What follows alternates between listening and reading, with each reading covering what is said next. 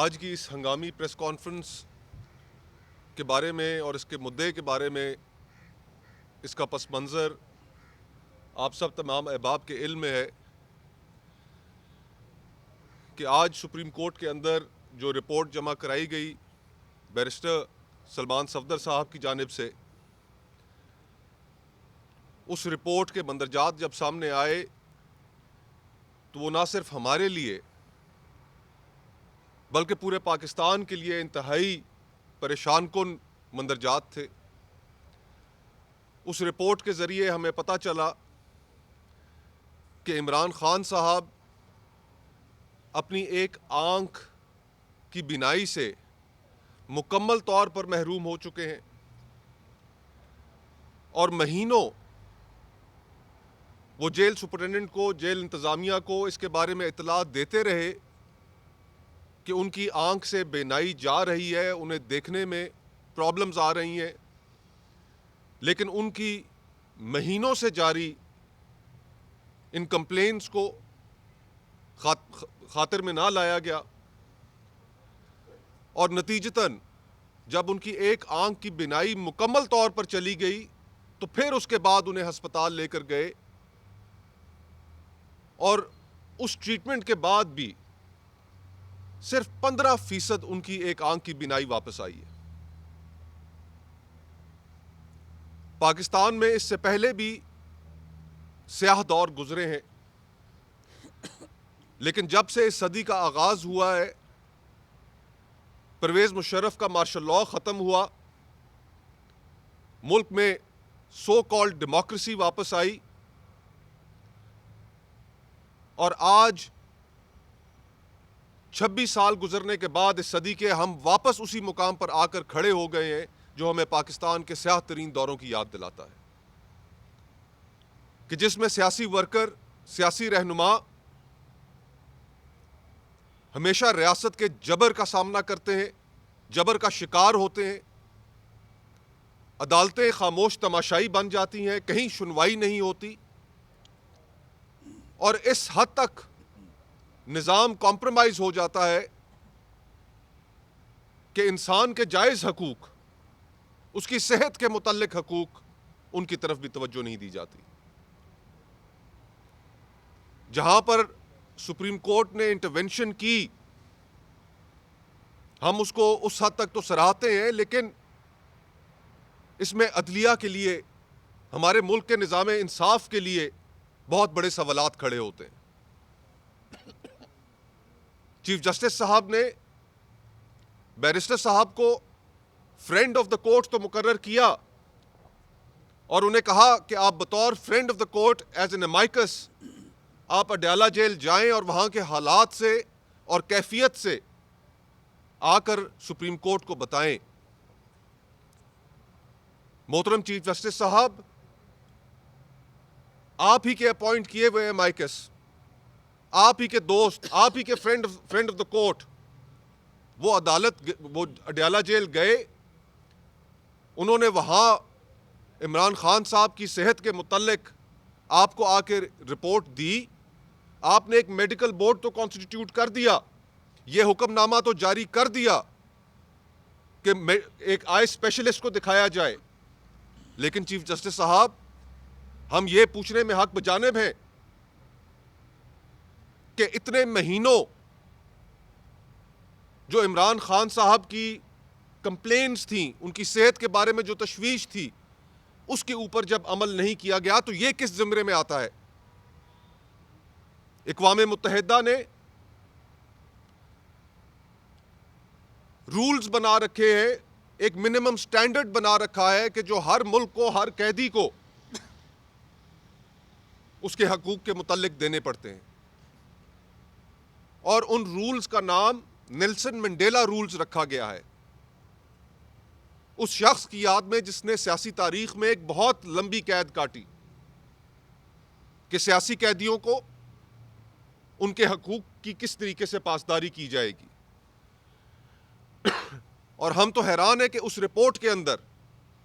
جب یہ بات سامنے آ گئی کہ ان کو مہینوں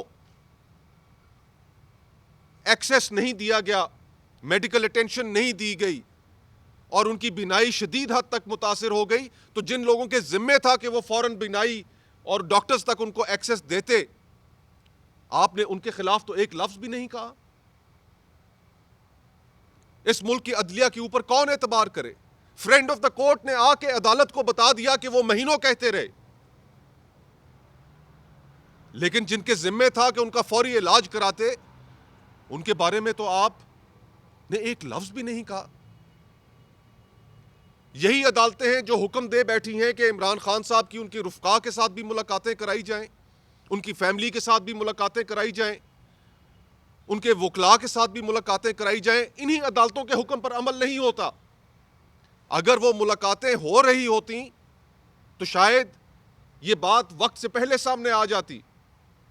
ملک میں شور مچتا، ہم میڈیا کے سامنے کوئی بات رکھتے تو شاید ان کو علاج کی سہولت پہلے میسر ہو جاتی۔ یہ بھی نہیں ہوا، آپ ہی کے فیصلے ہیں۔ تو اس ملک میں نہ نظام انصاف کی کوئی حیثیت رہ گئی ہے، پولیٹیکل ورکرز بدترین آمریت کا سامنا کر رہے ہیں۔ کل یا پرسوں کے جو فوٹیجز دیکھ کے سر شرم سے جھک گیا کہ جو تحریک انصاف کے کارکنان تھے کراچی میں، انہوں نے پریس کانفرنس کے اندر میڈیا کے سامنے اپنی قمیضیں اٹھا کر ان کے اوپر کیے گئے تشدد کے نشانات دکھائے۔ یہ جو سو کالڈ جمہوری جماعتیں حکومت میں بیٹھی ہیں، یہ کیسے اپنے آپ کو تاریخ میں جسٹیفائی کریں گی، پاکستان کے لوگوں کے سامنے جسٹیفائی کریں گی کہ ان کے ادوار میں سیاسی کارکنوں کے ساتھ کیا ہوا؟ میں پاکستان پیپلز پارٹی سے سوال پوچھتا ہوں کہ میں بھی آپ کی جماعت میں رہا اور ہمارا سب سے بڑا ترہ امتیاز یہ تھا کہ 2008 سے لے کے 2013 تک ہم یہ کلیم کرتے تھے اور اس پر ہم فخر کرتے تھے کہ کوئی سیاسی قیدی اس دور میں پاکستان پیپلز پارٹی کے نہیں رہا۔ سیاسی قیدی تو درکنار، اب تو لوگوں کے اوپر سر عام تشدد ہو رہا ہے، اور پیپلز پارٹی کی جانب سے ایک مجرمانہ خاموشی ہے۔ آپ اس نظام کا حصہ ہیں۔ مسلم لیگ نون، آپ نے بھی ایک کڑا وقت دیکھا ہے۔ آپ نے ووٹ کو عزت دو کی بات کی تو ہم سمیت، مجھ سمیت پورا ملک یہ سمجھا کہ آپ اس دائروں کے سفر کو ختم کر کے رہیں گے۔ آج آپ کی سیاست کہاں کھڑی ہے؟ یہ جمہوری جماعتیں تاریخ میں اپنے کردار کو کیسے جسٹیفائی کریں گی؟ یہ جمہوری جماعتیں بھی اب نہیں ہیں۔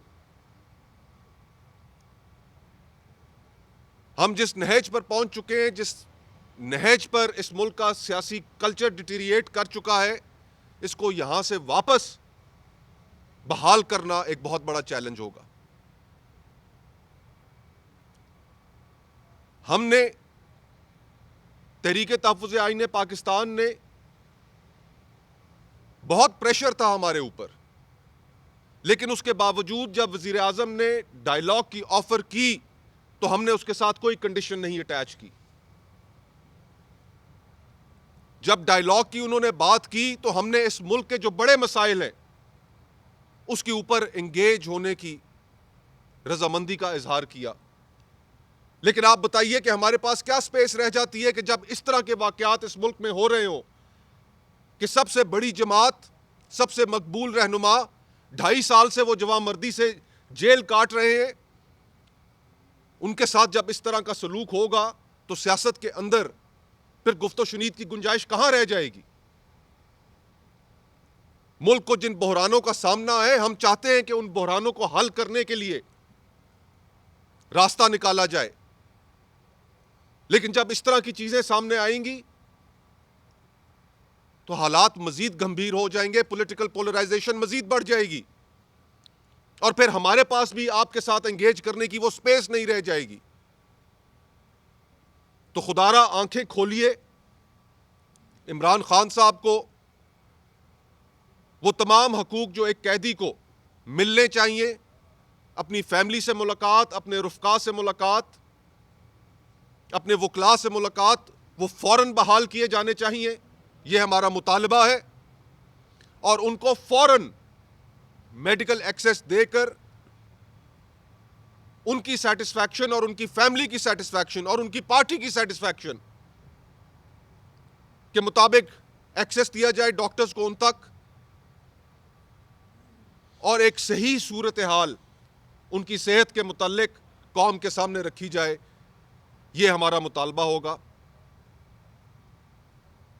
ہماری کوشش یہی ہے کہ معاملات نہ بگڑے. لیکن ایک دفعہ پھر کہتا ہوں کہ تالی دو ہاتھوں سے بجا کرتی ہے. اگر آپ اس طرح کے ہتھ کنڈوں سے باز نہیں آئیں گے، پولیٹیکل ورکرز کے اوپر روز مرہ کی بنیاد پر تشدد ہوں گے، ان کو ان کے بنیادی حقوق سے محروم کر دیا جائے گا، تو پھر شاید انگیجمنٹ کرنا پاسبل نہ رہے. بہت بہت شکریہ.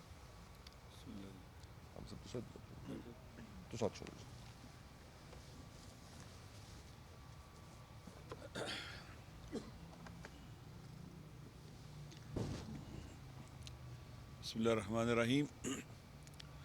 دیکھیں، کسی بھی معاشرے کے لیے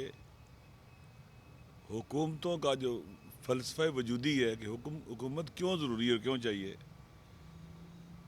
اس کی ایک بڑی وجہ یہ ہے کہ ان کی جان، ان کی مال، ان کی ناموس کی حفاظت کی جائے، انہیں سیکیورٹی دی جائے، انہیں محفوظ رکھا جائے. اگر کوئی حکومت اس کام کے لیے باقاعدہ ادارے بناتی ہے، ہیلتھ کا محکمہ بناتی ہے تاکہ ان کی صحت کا خیال رکھا جائے،